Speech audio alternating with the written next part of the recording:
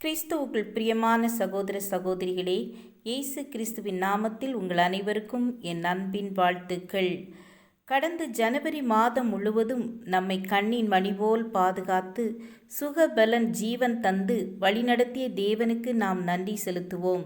இந்த மாதம் முழுவதும் அவர் நம்மை தாங்கி வழிநடத்துவார், பாதுகாப்பார், ஆசீர்வாதங்களை கட்டளையிடுவார்.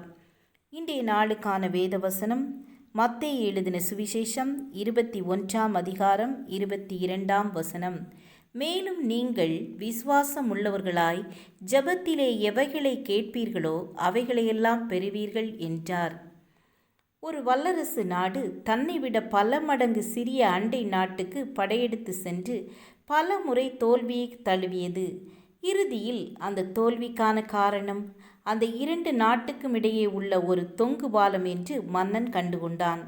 ஒவ்வொரு முறையும் இந்த வல்லரசு நாட்டு படைவீரர்கள் யுத்தத்திற்காக போகும்போதும் இந்த தொங்கு பாலத்தை கடந்து எதிரி நாட்டு எல்லைக்குள் யுத்தம் புரிந்தனர். ஆனால் யுத்தம் அதிகரிக்கும் போது நாம் எதிரி நாட்டில் இருக்கிறோம் என்றும் இவர்கள் நம்மை ஜெயித்து விடுவார்களோ என்ற நம்பிக்கை குறைவில் அந்த தொங்கு பாலத்தின் வழியாக எல்லா வீரர்களும் வேகமாக தங்கள் நாட்டை நோக்கி ஓடி வந்து விடுவார்கள்.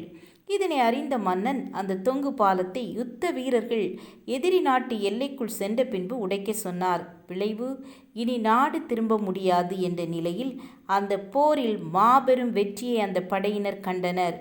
இதுபோலத்தான் பல நேரங்களில் நம்முடைய ஜெபமும் அவிசுவாசம், சோர்வு, எரிச்சல் என்கிற தொங்கு பாலங்களினால் கைவிடப்படுகிறது.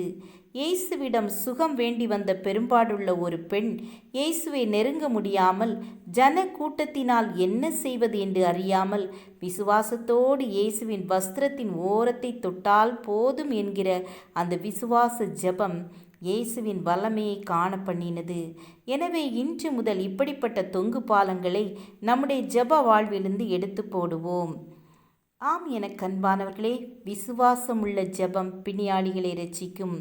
விசுவாசம் இல்லாமல் தேவனுக்கு பிரியமாயிருக்க ஒருவனாலும் கூடாது.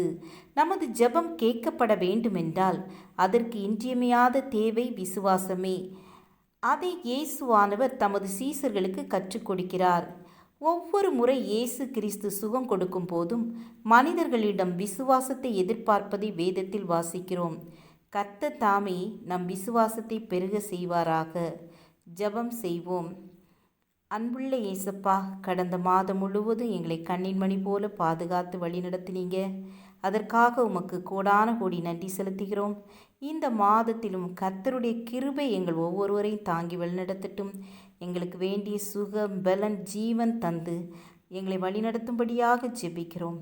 எங்கள் ஒவ்வொருவரையும் பேர் பேராக ஆசீர்வதிங்க. கர்த்தாவே, படிக்கிற பிள்ளைகளுக்கு நல்ல ஞானத்தை கொடுங்கப்பா. வேலைக்காக காத்து கொண்டிருக்கிற பிள்ளைகளுக்கு வேலைக்கான வழியை திறந்து கொடுங்கப்பா. திருமணத்தை எதிர்நோக்கி இருக்கிற பிள்ளைகளுக்கு திருமண காரியத்தை ஒழுங்கு பண்ண கர்த்தர் உதவி செய்யுங்க. ஒவ்வொருவரையும் ஆசீர்வதித்து வழிநடத்துங்க. இயேசுவின் நாமத்தில் பிதாவே, ஆமீன், ஆமீன். God bless you.